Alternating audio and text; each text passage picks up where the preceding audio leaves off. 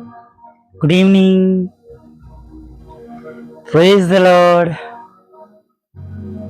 Hallelujah. હા, પ્રભુ તમને આશીર્વાદ આપો. અને ખાસ તમે પણ જ્યારે સાંભળો મારો અવાજ, ત્યારે તમારા મુખમાંથી પણ મારા માટે આશીર્વાદ ઉચ્ચારજો. એકબીજાને માટે આપણે આશીર્વાદનું કારણ બનીએ. જેવું વાવીશું એવું લણવામાં આવશે નહીં. આપણે ભલું કરીશું તો આપણી પાસે પાછું ભલું જ આવશે. જે માપથી તમે માપી આપો છો એ માપથી પાછું મળવાનું છે નહીં. અને માટે બહુ જ સજાગ ખ્રિસ્તી જીવન જીવીએ. ખ્રિસ્તી જીવન બહુ ઓછા લોકો જીવી શકે છે અથવા જીવી રહ્યા છે. કેમ કે ખ્રિસ્તી જીવન એટલે આપણા ખ્રિસ્તની પાછળ ચાલવાની વાત છે. હાલેલુયા. Praise the lord. તેમને અનુસરવાની, તેમની આજ્ઞાઓ પાળવાની છે. તેમની હિદાયત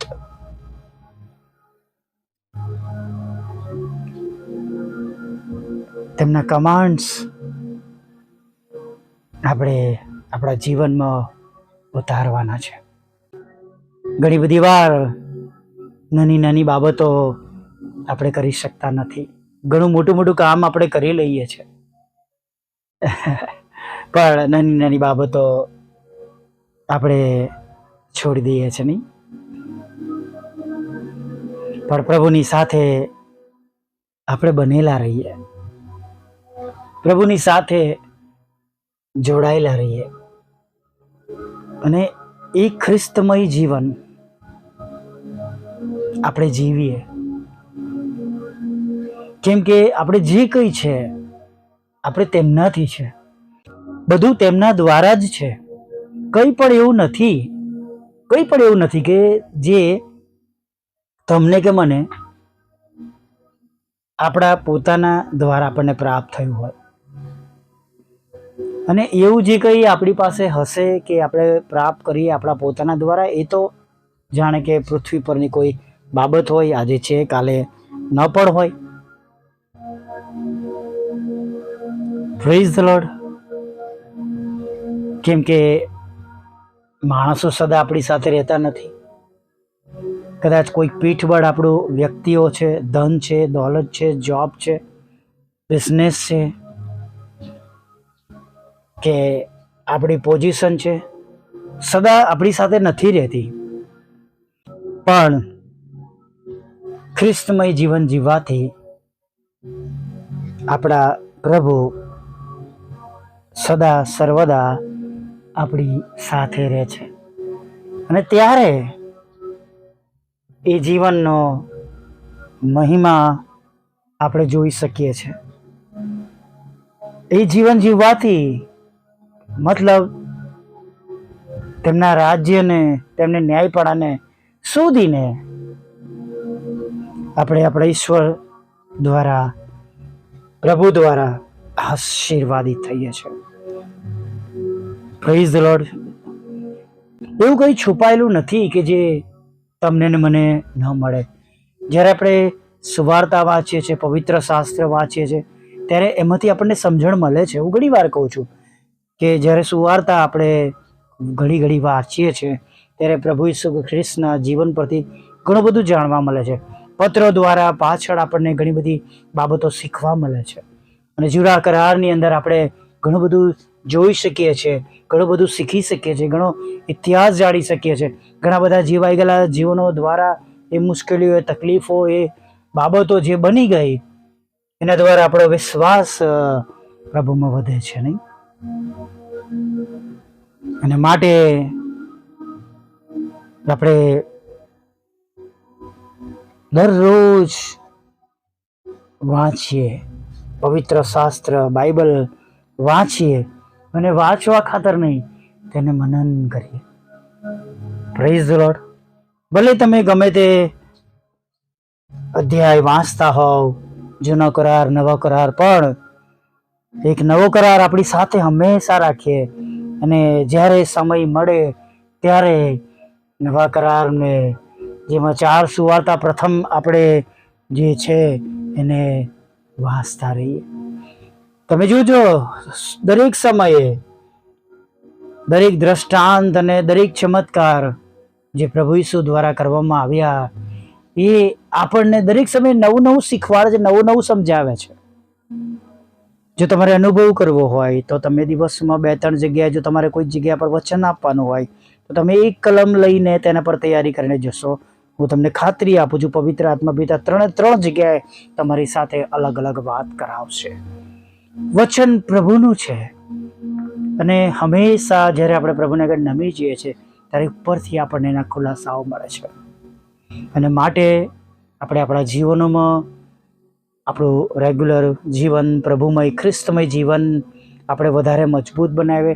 જેમાં આપણે સ્તુતિ આરાધના કરતા હોય, બાઇબલ વાંચતા હોય, જ્યારે પ્રાર્થનામાં આપણે નમી ગયેલા હોય, વચન સાંભળતા હોય, સંગતિમાં રહેતા હોય અને પૂરા વિશ્વાસથી પ્રભુની આ પાછળ આપણે ચાલતા હોય. આ વિશ્વાસથી ચાલવું પણ જરૂરી છે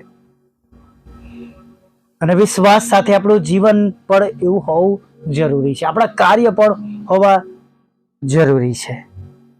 ખાલી વિશ્વાસ કરવાથી નહીં, વિશ્વાસ કરીને એવું આપણું જીવન ખ્રિસ્તમય જીવન હોવું જરૂરી છે. Praise the lord, hallelujah.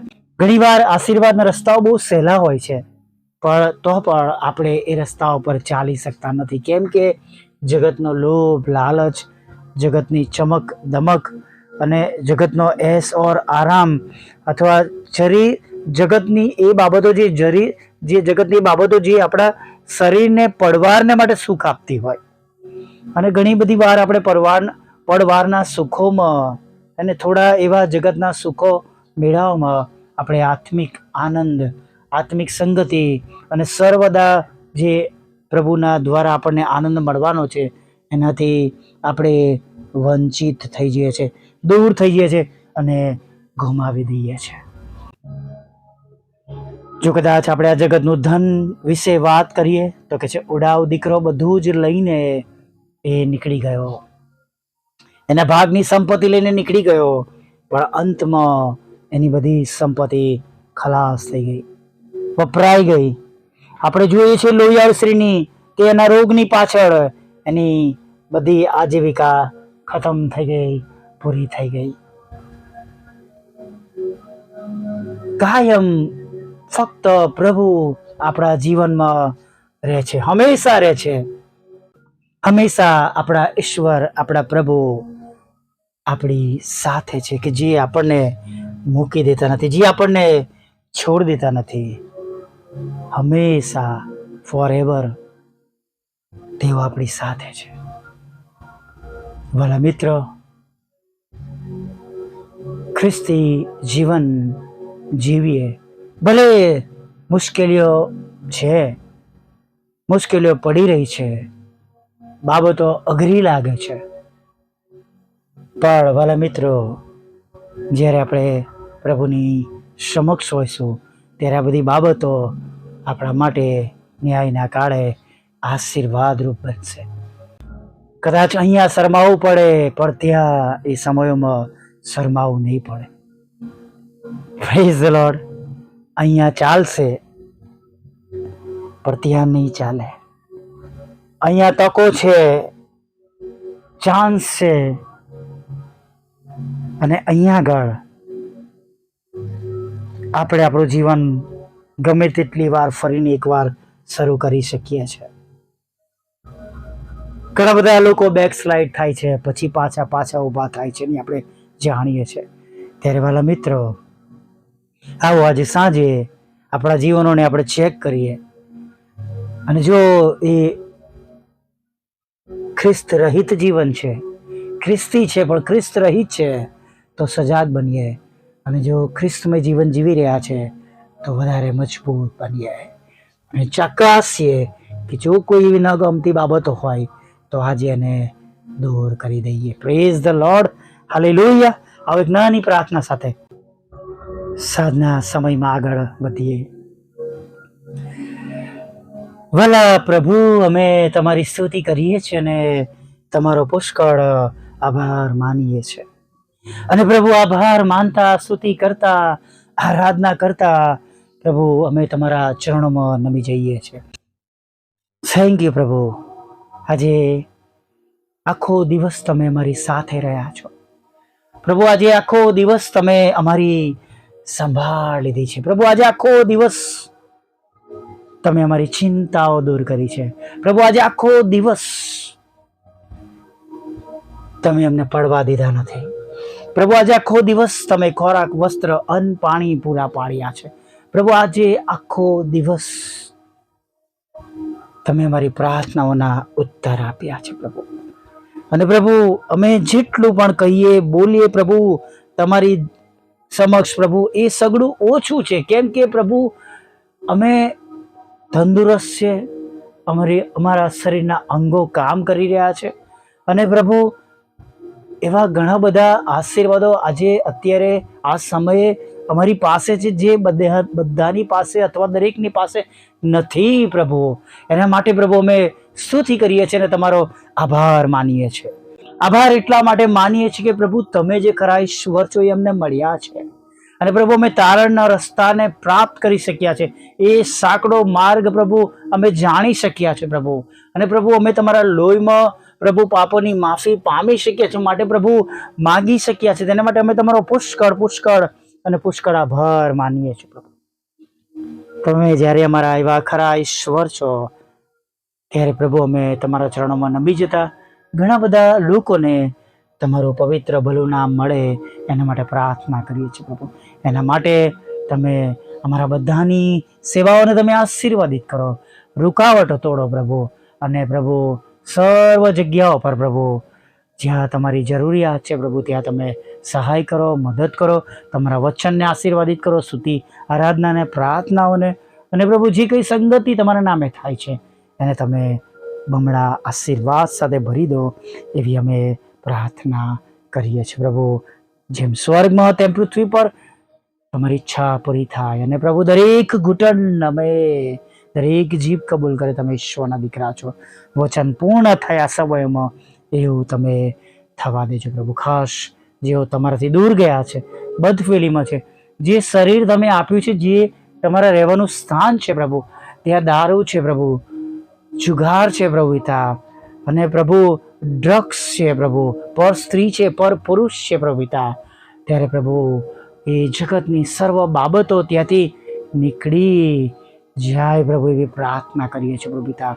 હા પરમેશ્વર પિતા, તેઓ પાછા ફરે, પસ્તાવો કરે, એવી અમે વિનંતી ભરી પ્રાર્થના કરીએ છીએ કે તેમનો નાશ ન થાય પ્રભુ. પ્રાર્થના કરીએ છીએ પ્રભુ. ઘણા બધા લોકો માંદા છે પ્રભુ.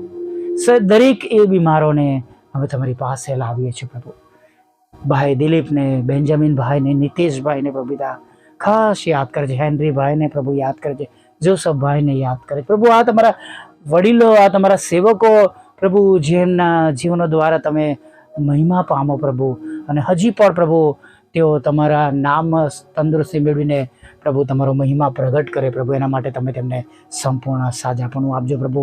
જે માંદા છે, અત્યારે સંગતમાં છે, સાંભળી રહ્યા છે, પોતાના માટે પ્રાર્થના થાય એવી પ્રભુ તેમના મનમાં ઈચ્છા છે, તો અત્યારે જ તેઓ તેમના પોતાના રોગોમાંથી સાજા થાય. પછી એ કેન્સર હોય પ્રભુ, એ ટીબી હોય, એ લકવા હોય, કાનની બહેરાશ હોય, કે પ્રભુ આંખની દ્રષ્ટિનો પ્રોબ્લેમ હોય, જીભનો હોય પ્રભુ, ડાયાબિટીસ હોય પ્રભુ, કોલેસ્ટ્રોલ વધી ગયો હોય પ્રભુ પિતા, પ્રભુ કોઈ પણ વિટામિન્સની ઉણપ હોય પ્રભુ, લોહીની ઉણપ હોય પ્રભુ, ચક્કર આવતા હોય, માથા નાના મોટા મગજમાં પ્રોબ્લેમ હોય, ગાંઠ હોય પ્રભુ પિતા, એપેન્ડિક્સ હોય પ્રભુ, પથરીઓ હોય પ્રભુ પિતા, કે પ્રભુ હૃદય રોગનો હુમલો થયો હોય, કિડનીઓ બંધ થઈ ગઈ હોય પ્રભુ પિતા, કે પરમેશ્વર પિતા લીવર ખરાબ થઈ ગયું, બધા જ અંગો પ્રભુ તેમના નવા થાય પ્રભુ, યાતડા સાફ થાય પ્રભુ પિતા.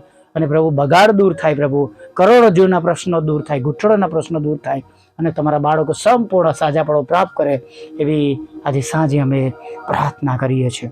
તમારા બાળકો પર મૂકવામાં આવેલા તોહમતો, ખોટા કેસ, એફઆઈઆરને દૂર કરજો, કારાવાસમાંથી બહાર કાઢજો, લડાઈ ઝઘડા દૂર કરજો, તમારી શાંતિ સ્થાપજો. અન્યાય થયો છે ત્યાં પ્રભુ તમે ન્યાય અપાવજો, લગ્નનો આશીર્વાદ આપજો, બાળકધનનો આશીર્વાદ આપજો, નોકરી ધંધા રોજગારને આશીર્વાદિત કરજો, વિદેશ જવાના માર્ગોને પ્રભુ તમે આશીર્વાદિત કરજો. તમારી સેવિકાના ક્ષેત્રમાંથી કડવા નામો દૂર થાય પ્રભુ પિતા, અને તેનો કબજો તેમને મળે પ્રભુ એવી પ્રાર્થના કરી છે. હાથ પ્રભુ એ બંને મકાનો વેચાય તમારી સેવિકાઓને એવી પ્રાર્થના કરી છે પ્રભુ.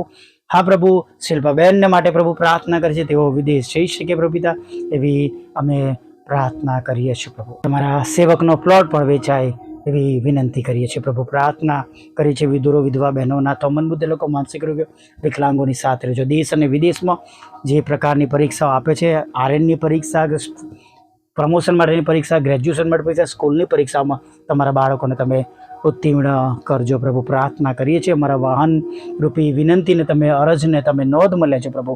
અને આજે જે કંઈ વાવ્યું છે પ્રભુ એ ઉગી નીકળે, 20 ગણા, 40 ગણા, 80 ગણા, 100 ગણા ફળ આપે અને ઘણા હાથમાં બચાવી શકે એવું થવા જોઈએ. અમારા સતાવનારાના હૃદય બદલજો, નવા નવા રસ્તા ખુલ્લા કરજો. આર્થિક સ્ત્રોતની પ્રભુ અમને સહાય અને મદદની જરૂર છે, એના રસ્તા પણ પ્રભુ તમે ખુલ્લા કરજો. તમારા દૂતો દ્વારા પ્રભુ તમે સહાય અને મદદ પૂરી પાડજો પ્રભુ.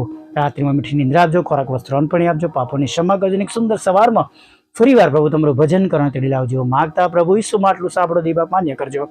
આમીન, આમીન, આમીન.